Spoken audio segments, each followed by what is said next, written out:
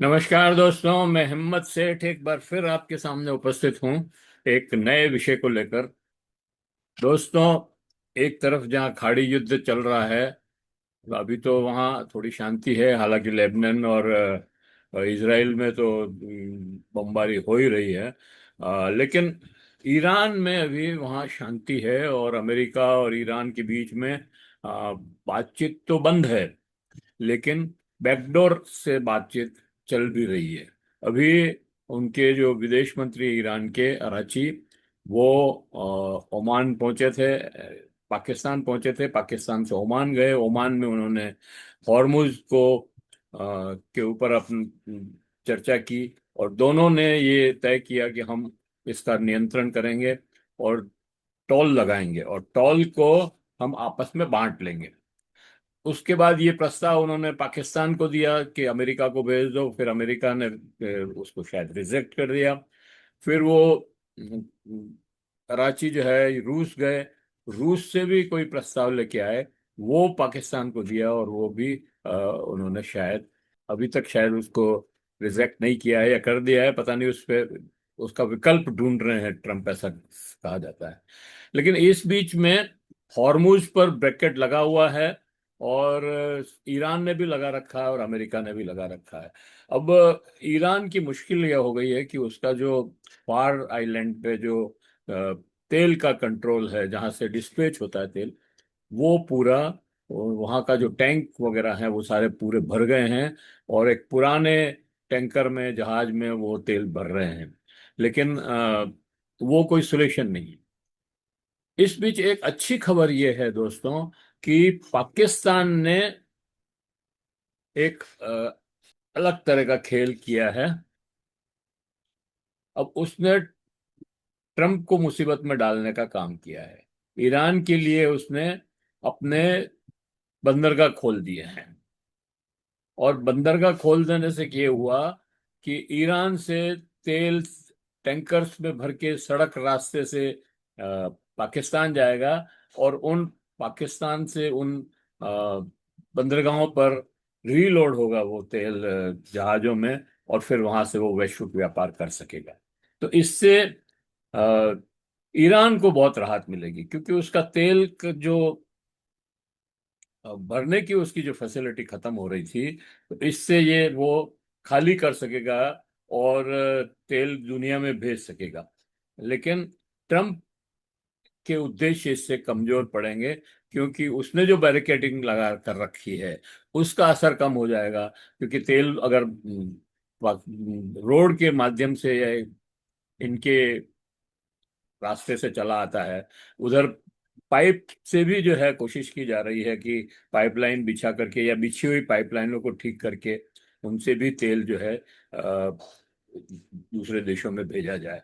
तो ये दोनों कोशिशों के चलते, मतलब सऊदी अरबिया और यूएई और ये भी ये कोशिश कर रहे हैं कि भाई अ, तेल को जो है पाइपलाइन से दूसरे बंदरगाह का पर पहुंचा दें और वहां से जो है ये तेल चला जाए। तो इस तरह से करने से क्या होगा कि ट्रम्प ने जो बैरिकेडिंग लगा रखी है उसका महत्व खत्म हो जाएगा। उसको वो बैरिकेडिंग का कोई फायदा नहीं होगा, क्योंकि उसको तो तेल रोकने के लिए ही लगा रखी है उसने। इधर खाड़ी देशों का एक बैठक जेद्दा में हुई है अभी, सऊदी अरब के। और उसमें ये तय किया है कि ईरान से सीधे नहीं टकराएंगे हम। और फिर ये भी तय किया है कि युद्ध को जल्दी से जल्दी समाप्त किया जाए। ऐसे वो बनाया जाए कि युद्ध जल्दी से जल्दी समाप्त हो, खाड़ी देशों की सुरक्षा हो, तेल ठिकानों पर हमले ना हो, ड्रोन और मिसाइल्स ना चलें, सामूहिक डिफेंस पर भी कोऑर्डिनेशन की चर्चा हुई, और तेल और वैश्विक व्यवस्था युद्ध से सप्लाई प्रभावित न हो। मतलब युद्ध के चलते तेल और वैश्विक सप्लाई की व्यवस्था जो है वो प्रभावित न हो। इसका मतलब तो ये हुआ कि हॉर्मुज खोल दो। तो ये तो अमेरिका के हाथ में है, अमेरिका ने जो बैरिकेटिंग्स लगा रखी है। खाड़ी देश चाहते हैं कि गाजा की स्थिति को मुख्य एजेंडा बनाया जाए। ईरान युद्ध के चलते गाजा पे बात नहीं हो रही है, जबकि बात जबकि सारा युद्ध जो है गाजा मतलब ये फिलिस्तीनी के लिए ही लड़ा जा रहा है।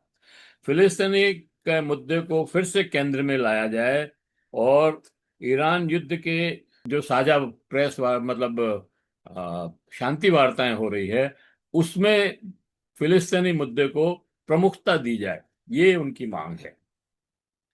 और खाड़ी देशों में अमेरिका से सुरक्षा, खाड़ी देश अमेरिका से सुरक्षा भी चाहते हैं, और ईरान से टकराव भी नहीं चाहते।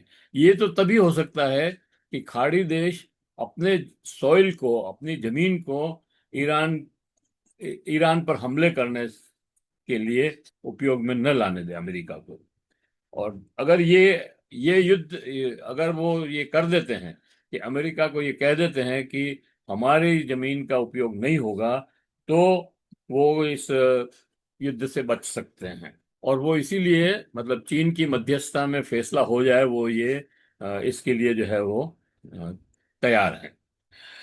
इधर एक और डेवलपमेंट ये हुआ है दोस्तों कि यूई ने अपने को ओपेक देशों से 1 मई से अलग करने की घोषणा कर दी है। वो ओपेक देश जो तेल तेल के उत्पादक और विक्रेता देश हैं, सप्लाई भी करते हैं वो, उन्होंने, उनका एक संगठन है ओपेक, वो 12 देश उसमें शामिल है लगभग।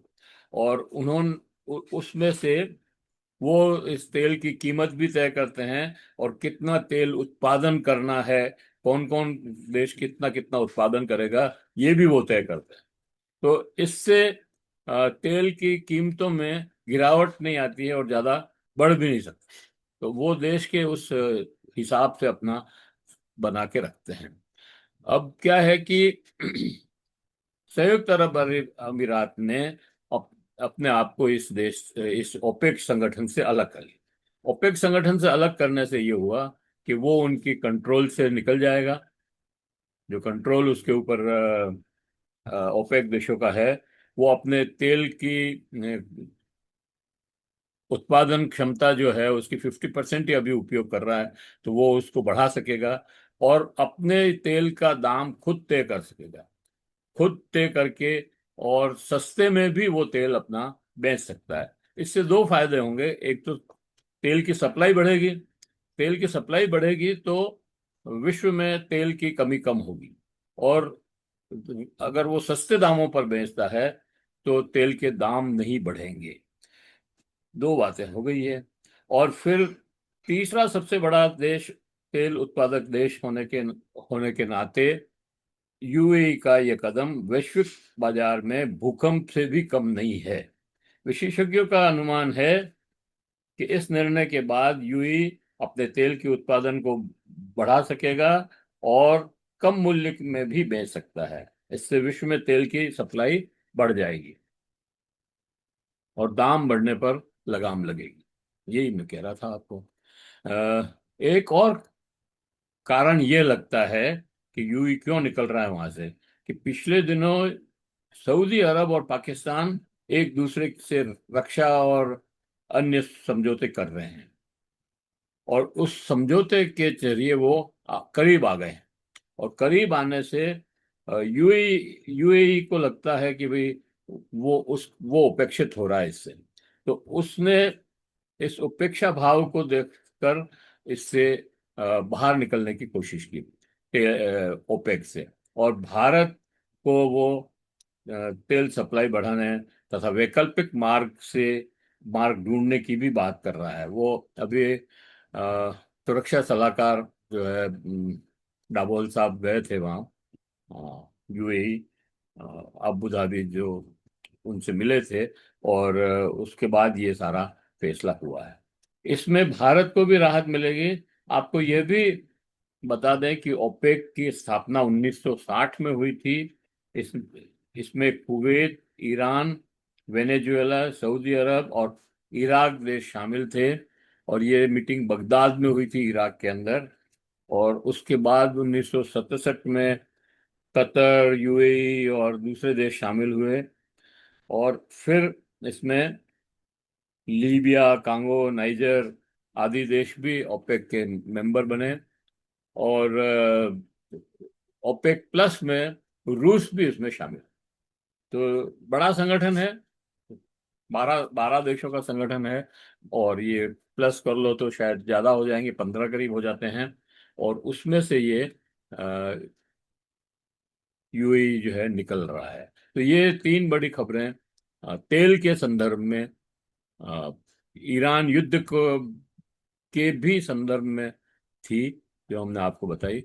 ये वीडियो कैसा लगा? और अगर हमें कमेंट बॉक्स में आकर बताएं। और अगर ये अच्छा लगा हो तो लाइक करें, फॉरवर्ड करें और लोगों को भेजें। और अगर आपने अभी तक भी हमारे यूट्यूब चैनल महावीर समता संदेश को सब्सक्राइब न किया है तो सब्सक्राइब कर लें, बेल आइकन दबाना न भूलें। जय हिंद, जय भारत। मिलते हैं फिर किसी और वीडियो के साथ।